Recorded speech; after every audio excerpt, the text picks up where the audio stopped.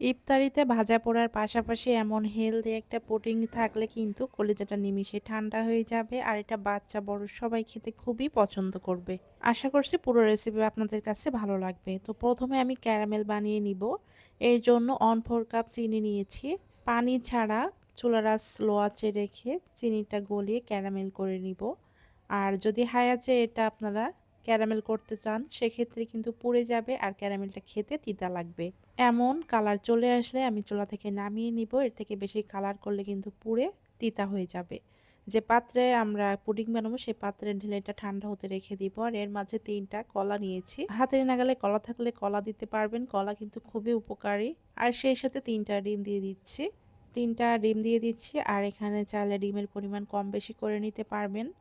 আর মিষ্টির জন্য দিয়ে দিব 1/4 কাপ পরিমাণে চিনি। কলাতে কিন্তু প্রচুর পরিমাণে মিষ্টি, আর সেটা বুঝে শুনে হচ্ছে চিনিটা অ্যাড করবেন। ভ্যানিলা এসেন্স দিয়েছি হাফ চা চামচ, সামান্য একটু লবণ, 1 কাপ পরিমাণ আগে থেকে জ্বালিয়ে ঠান্ডা করা ঘন দুধ দিয়েছি। সবকিছু একত্রে ব্লেন্ডারে জারে নিয়ে ব্লেন্ড করে নিব।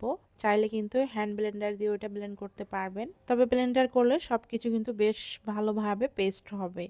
এখন আগে থেকে যে ক্যারামেলের বাটি ছিল সেটা ঠান্ডা হলে এর উপর একটা ছাঁকনি নিয়ে তারপর কিন্তু ডিম দুধের মিশ্রণটা ছেঁকে নিব। অনেক সময় কলার গোটা গোটা অংশ থাকতে পারে, তো এর জন্যই ছেঁকে নিয়েছি। যে পাত্রে পুডিং বানাবেন সে পাত্রে ঢাকনা থাকলে ঢাকনা দিয়ে ঢেকে রেখে দিবেন, আর না হলে এমন অ্যালুমিনিয়ামের ফয়েল পেপার দিয়েও ঢেকে নিতে পারবেন। একটা পাত্রে আগে থেকে পানি গরম করে নিয়েছি, আর পাত্রটা এমনভাবে রাখতে হবে যেন 3 ভাগের 1 ভাগ পানিতে ডুবে থাকে। চুলোর আঁচটা লো আঁচে রেখে ঢাকনা দিয়ে ঢেকে আমি 20 মিনিটের মতো এটা ভাপে দিয়ে রাখবো। লো আঁচে রাখতে হবে, হাই আঁচে রাখলে পুডিংটা কিন্তু ফেটে যাবে বা ভেঙে যাওয়ার সম্ভাবনা থাকে। 20 মিনিট পরে আমি উপর থেকে ঢাকনাটা একটু সরিয়ে দিচ্ছি, চেক করে নিচ্ছি পুডিংটা হয়েছে কিনা। তো এখানে পুডিংটা হয়ে গেছে। এখন ঠান্ডা হওয়ার জন্য অপেক্ষা করব, আর ঠান্ডা হয়ে গেলে নর্মাল ফ্রিজে রাখবো 1 ঘন্টার মতো। যেহেতু এখন বেশ গরম পড়েছে, আর এই গরমে এমন ঠান্ডা ঠান্ডা একটা পুডিং হলে কিন্তু বেশ ভালোই লাগবে। আর সেই সাথে যেহেতু রমজান মাস, রমজান মাসে এমন একটা পুডিং থাকলে কলিজা মন দুটোই ঠান্ডা হয়ে যাবে।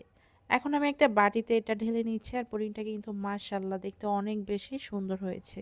কলা, ডিম, দুধ এই 3টা মিলিয়ে কিন্তু খুবই হেলদি একটা ডেজার্ট। আশা করছি ভালো লেগেছে। তো রমজান মাসে চাইলে কিন্তু এটা ইফতারের টেবিলেও রাখতে পারবেন।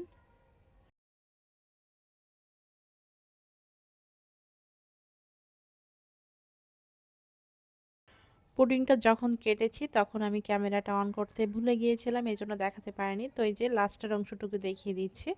আশা করছি বুঝতে পেরেছেন আমার পুডিংটা কেমন হয়েছিল। নতুন কোনো রেসিপি নিয়ে আবারও চলে আসবো। সবাই ভালো থাকবেন। আল্লাহ হাফেজ।